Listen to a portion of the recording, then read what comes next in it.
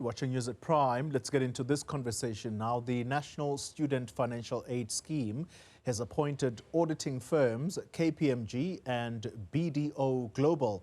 This is to help it with problems facing the fund. The administrator, Freeman Nomvalo, says they will help tackle backlogs, NSFAS failing to pay accommodation as well as tuition fees and other allowances, leaving vulnerable students in the lurch. Let's take a listen. You're not going to be able to address that backlog unless you deal with additional capacity. And to that end, we've brought in the services of KPMG and BDO to assist us on three key areas: the closeout report, the annual financial statements, as well as the student accommodation issues. The intention is to be able to deal with the backlog, but at the same time to design processes and systems for the future so that the problems we've experienced do not recur. Staying with the NSFAS administrator, who says progress has been made in recovering funds from institutions with the help of the Special Investigating Unit. But the progress made thus far, I think, helps. Linked with this is the issue of recovering funds that may be owed to us by the institutions, and of course paying over what we may be owing as NSFAS. Thus far, we've collected a net of 486 million through the efforts of NSFAS, as well as an additional 476 million through the efforts of the Special Investigation Unit. Of course, there's other work that the SIU has done in this regard. Nomvalo says finding appropriate student accommodation remains a major concern. Our experience on the ground shows us that there's a number of challenges. Consistency on the grading or lack thereof is a problem. Accommodations that are not suitable for students in that they are closer to ship-ins and therefore students cannot concentrate on their studies. All of these are the problems that we now have identified, and we have to resolve them going forward. On top of that, because we've created a mechanism that also handles cash in between, when an accommodation provider has not been paid for whatever reason, NSFAS must still answer, irrespective of what the issues are between the accommodation provider and the solution provider. So these things create a number of challenges for us that we must respond to and respond.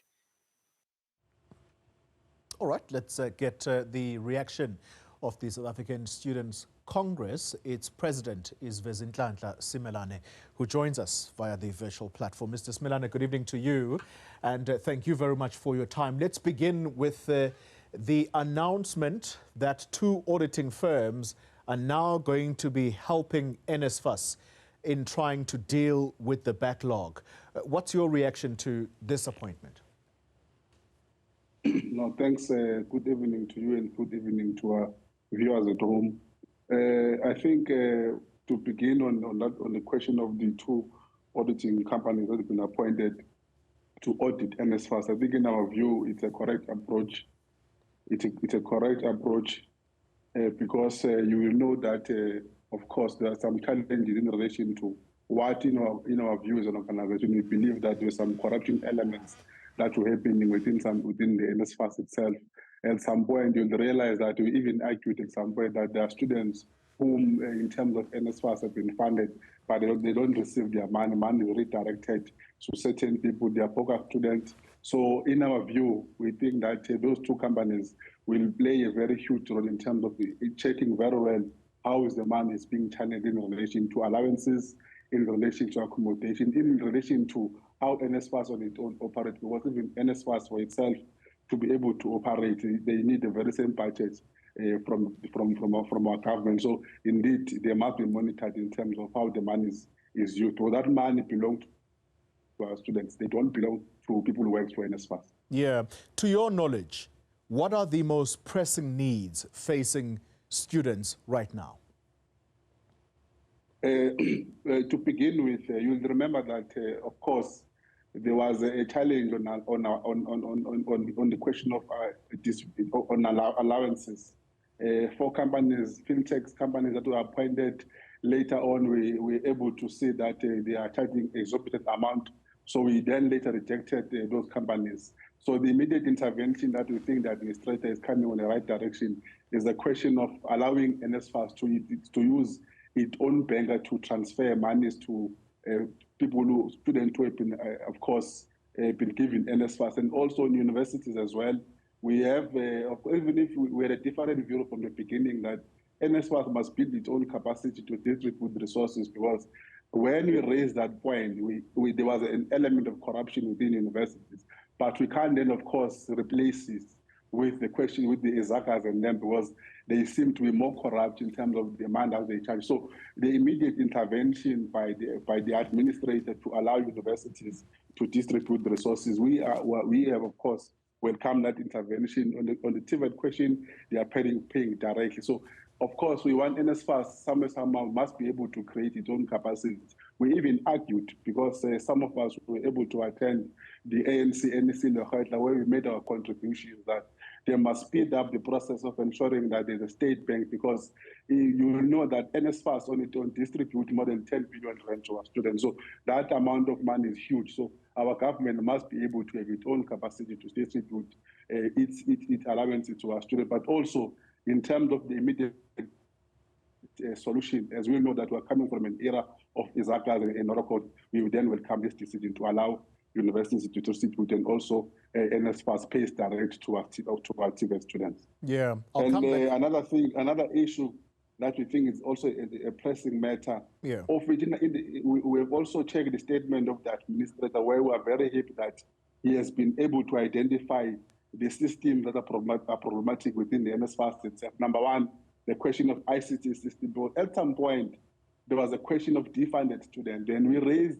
that matter as an organization, that you can't defund people who are qualifying for NSFAS, because we had so many cases in our organization that we reported in our branches, in our structure, to say there are people who have been defunded. Some of them they have even directed to me. When I engage NSFAS, they are saying their system is rejected to them. So in the statement that we have read by the administrator, we see that they do acknowledge that actually the problems that they've been having on the defunded students, on students who are appealing, who are doing appeals and all of those things, the problem has been with their ICT system. So we, in terms of how he has outlined that challenge, we believe that we really need to have a company that is going to ensure that it provides capacity in the ICT system of NSFAS, because they are students, as we speak today now, we're in the second semester.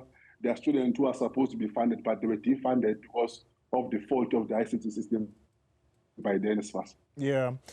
On the question of accommodation, the administrator talks about some of these residences not being suitable for students because some of them, as he puts it, are closer to shebeens. Why is it difficult for the authorities to get proper or suitable accommodation? Is it because it's simply scarce, or could it be that some of the buildings are way too expensive to afford?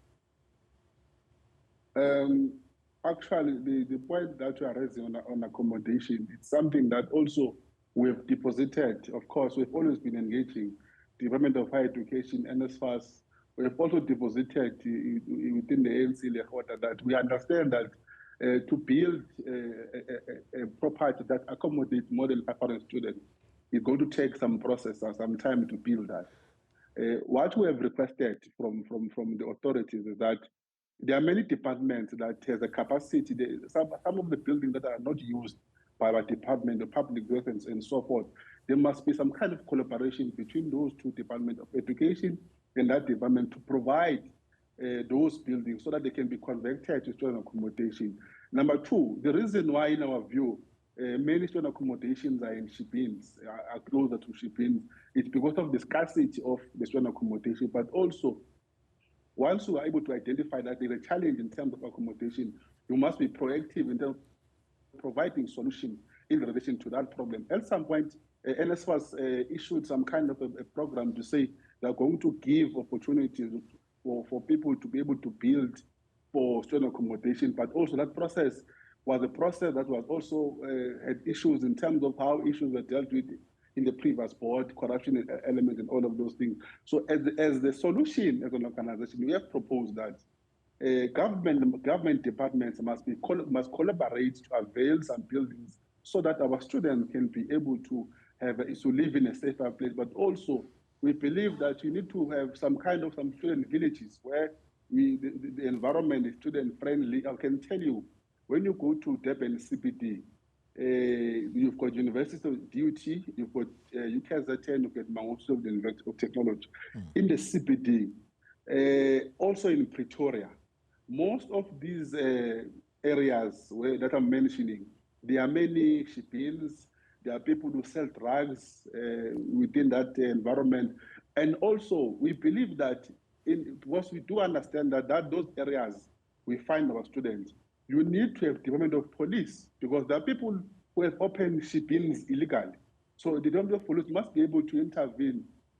Municipalities must be able to intervene in ensuring that there's a proper thing that are being done, because most of our students, some of them, they end up having some cases of they're stepping one another in wrong places. So we don't only need Department of Education to intervene here, we need government departments, we need to identify those departments that can be able to assist, because for now, there's no accommodation that has been built or some kind of a student village where it's safer for our students. So we still believe that other departments must be able to intervene in this regard. Yeah.